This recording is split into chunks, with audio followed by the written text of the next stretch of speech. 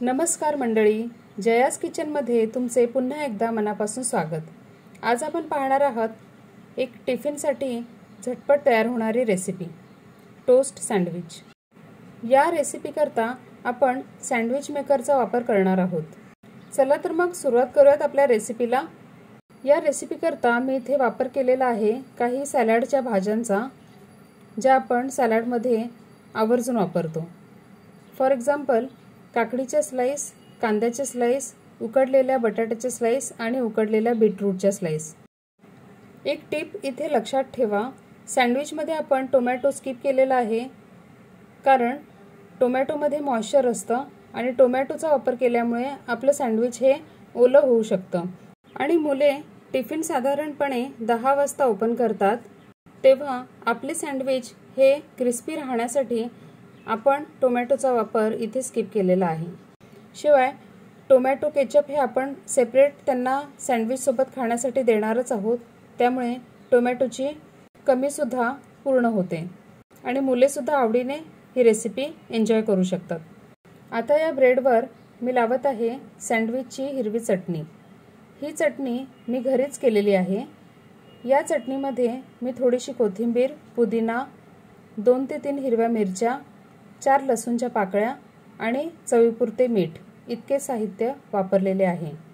आता आपण यावर भाज्यांचे टॉपिंग्स लावून घेत आहोत आणि त्यावर स्प्रिंकल करणार आहोत सँडविचचा रेडीमेड मसाला। जर हा मसाला तुमच्याकडे उपलब्ध नसेल तर याऐवजी तुम्ही चाट मसाला वापरला थोडा तरी चालेल। बरेचदा काय होते की सकाळच्या घाई गडबडीच्या वेळेत ब्रेडच्या स्लाइसवर आपल्याला बटर तर लावायचे असते, पण ते रूम टेम्परेचरला आलेलेच नसते।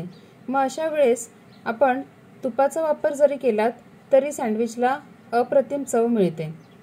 ही टिप एकदा नक्की फॉलो करून पहा।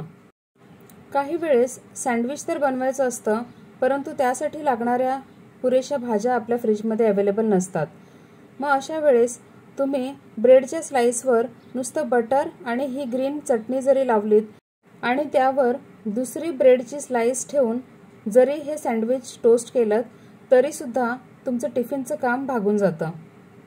आणि अशाच प्रकारे मी इथे आणखी काही सँडविचेस बनवून घेतलेले आहेत। अजून एक टिप मला तुम्हाला द्यावीशी वाटते, ती अशी की दुसऱ्या दिवशीची सकाळची रश थोडी कमी व्हावी म्हणून आदल्या दिवशीच बीटरूट आणि बटाटा कुकरला उकडून तो फ्रीजमध्ये ठेवून द्या आणि सँडविचसाठी लागणारी हिरवी चटणी सुद्धा आदल्या दिवशीच फ्रीजमध्ये बनवून ठेवून द्या। जर तुम्हाला माझी ही रेसिपी, माझ्या सर्व टिप्स आणि हा व्हिडिओ आवडला असेल तर पटकन लाईक, शेअर आणि सबस्क्राईब करायला विसरू नका। आता हे सँडविच रेडी झालेले आहेत, तर पटकन आपण यांना सँडविच मेकरमध्ये ठेवूयात आणि 2 मिनिटे झाल्यानंतर बाहेर काढूयात।